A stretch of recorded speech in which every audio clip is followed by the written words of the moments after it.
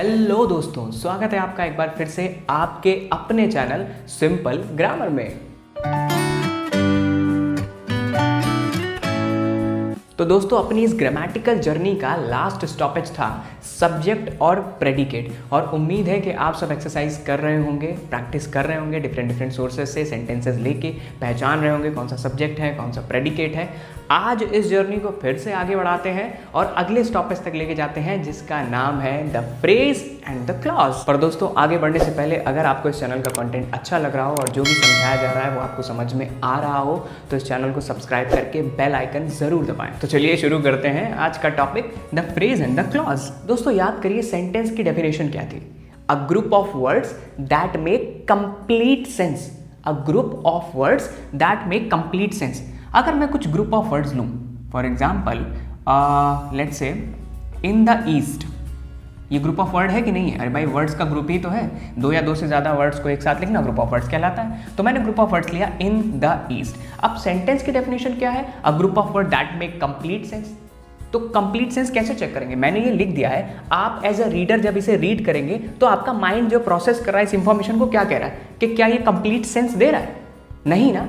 आपका माइंड कहेगा कि भाई ये सेंस तो आए, इसमें सेंस तो थोड़ा बहुत है कि इन द ईस्ट, पूर्व में, बट कंप्लीट सेंस नहीं है। कंप्लीट सेंस मीन्स कोई पूरी इंफॉर्मेशन नहीं मिल रही, थोड़ी सी इंफॉर्मेशन मिल रही है कि पूर्व में, बट पूर्व में क्या? In the east what? कोई आदमी दौड़ा, सूरज उगा, क्या? इन द ईस्ट में कहीं ना कहीं कुछ ना कुछ तो मिसिंग है ना? यानी यहां से डेफिनेशन बनती है कि वो ग्रुप ऑफ वर्ड्स जो सेंस तो दें, वो ग्रुप ऑफ वर्ड्स जो सेंस तो बनाए, पर वो ग्रुप ऑफ वर्ड जो सेंस तो बनाए बट कंप्लीट सेंस ना दे पाए।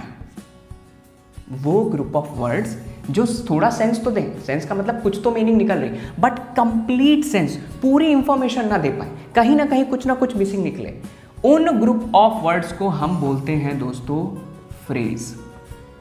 उन ग्रुप ऑफ वर्ड्स को हम बोलते हैं फ्रेज। तो फ्रेज की डेफिनेशन यहां से क्या निकली कि phrase is also the group of word. Phrase is also group of words that make sense but not complete sense. Sentence की डेफिनेशन क्या थी? Group of words that make complete sense. Phrase की definition क्या निकली? Group of words that make sense but not complete sense. एक example और देके समझते हैं। मान लीजिए अगर मैं लिख दूं ऑन द वॉल, यहां क्या है? ऑन द वॉल, कुछ तो समझ में आ रहा है, हाँ भाई ठीक है, दीवार पे, पर क्या? कुछ ना कुछ तो मिसिंग है ना। जब माइंड इस इंफॉर्मेशन को रीड कर रहा है, जब आपने रीड किया, माइंड ने प्रोसेस किया, तो माइंड कह रहा है कि कुछ तो सेंस है, थोड़ा तो सेंस है कि भाई दीवार पे समझ में आ रहा है, वर्ड्स हैं, उससे मतलब तो निकल रहा है, बट कंप्लीट इंफॉर्मेशन मिसिंग है।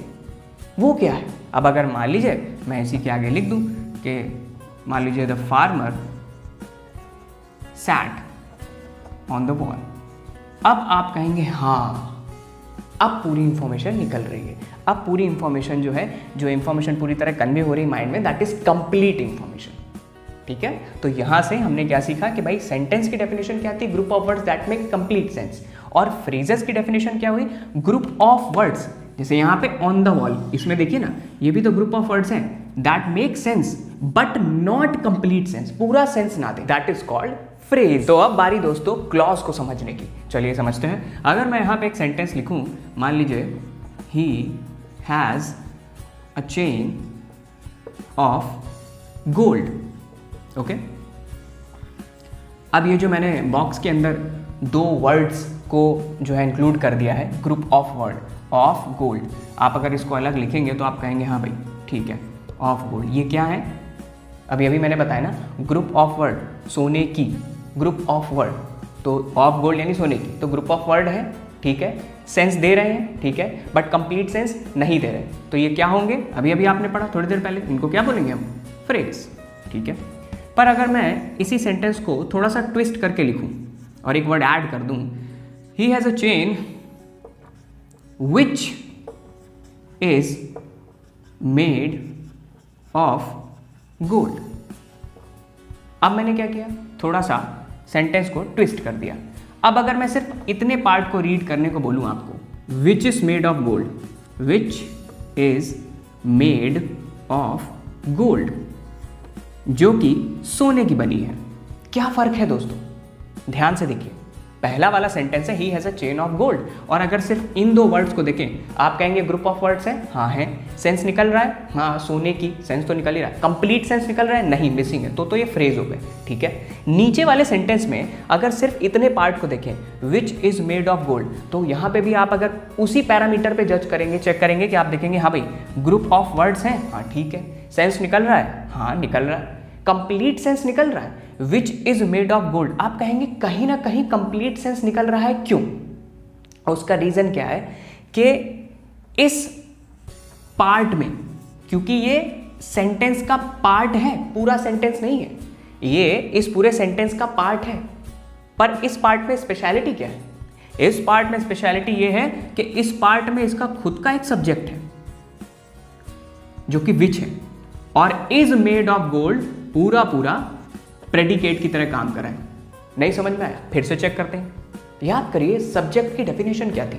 जब कल हमने सब्जेक्ट और प्रेडिकेट पढ़ा, हमने कहा कि भाई सब्जेक्ट का मतलब जो हमारे पास सेंटेंस होगा उसमें कहीं ना कहीं कोई चीज़ होनी चाहिए जिसके बारे में, that is a name of a person और अ थिंग, किसी भी चीज़ का नामकरण जिसके बारे में हमें कुछ कहना है।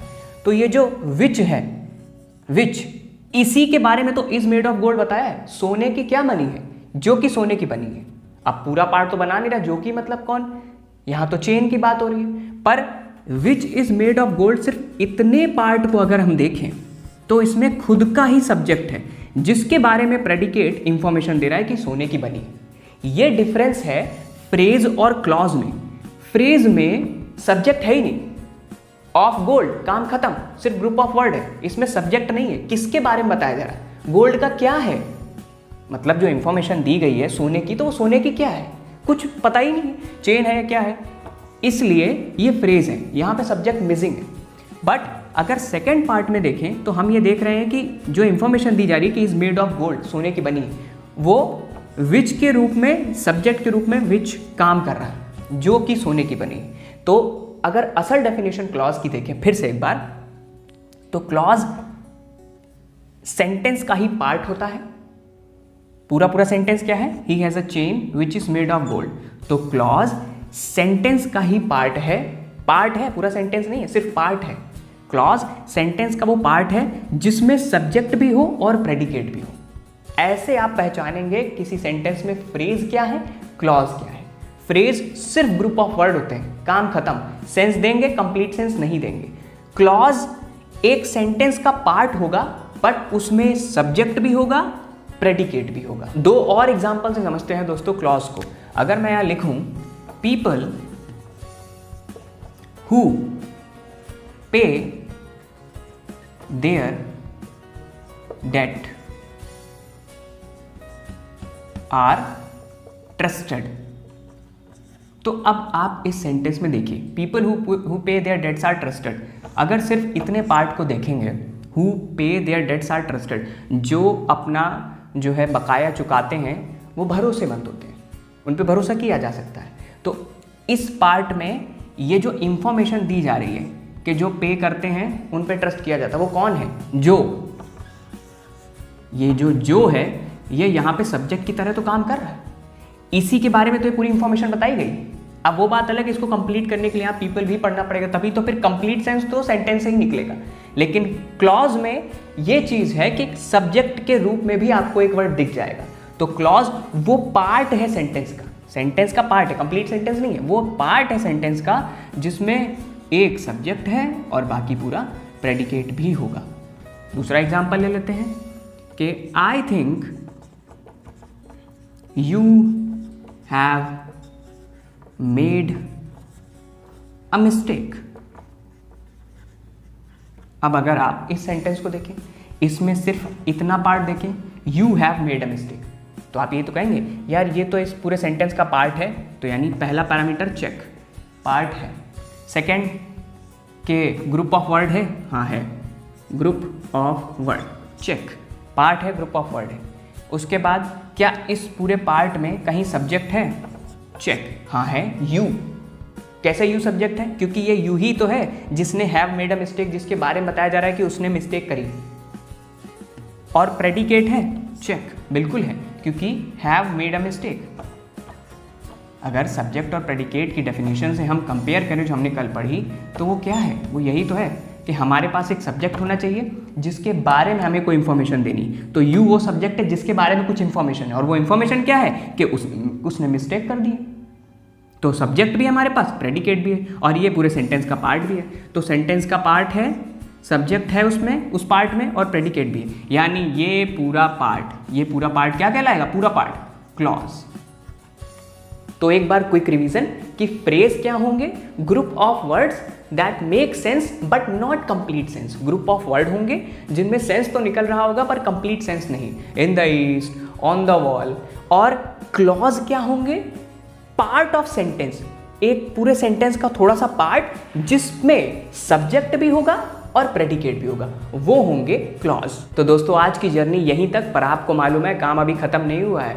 आपको जाके प्रैक्टिस करनी है, सेंटेंसेस निकालने हैं डिफरेंट सोर्सेस से, और आज क्या करना है, देखना है, कोशिश करनी है देखने की अच्छा इसमें फ्रेज क्या है, इसमें क्लॉज क्या है, पहचानना है, टिक करना है। जो फ्रेज हो उनके ऊपर पी लिखिए, जो पार्ट आपको क्लॉज दिख रहा हो उनके ऊपर सी लिखिए, और पिक्स क्लिक करके कमेंट में ज़रूर टैग करिए मुझे, ताकि मैं देखूं कि आप लोग प्रैक्टिस कर रहे हैं कि नहीं कर रहे हैं। बाकी आज की जर्नी बस यहीं तक, कल फिर इस जर्नी को आगे ले जाएंगे और अगले स्टॉपेज तक ले जाएंगे। और दोस्तों अगर आपको ये कंटेंट अच्छा लगा हो तो प्लीज़ शेयर करें, दूसरों को भी सब्सक्राइब करें इस चैनल को। तब तक के लिए बाय बाय।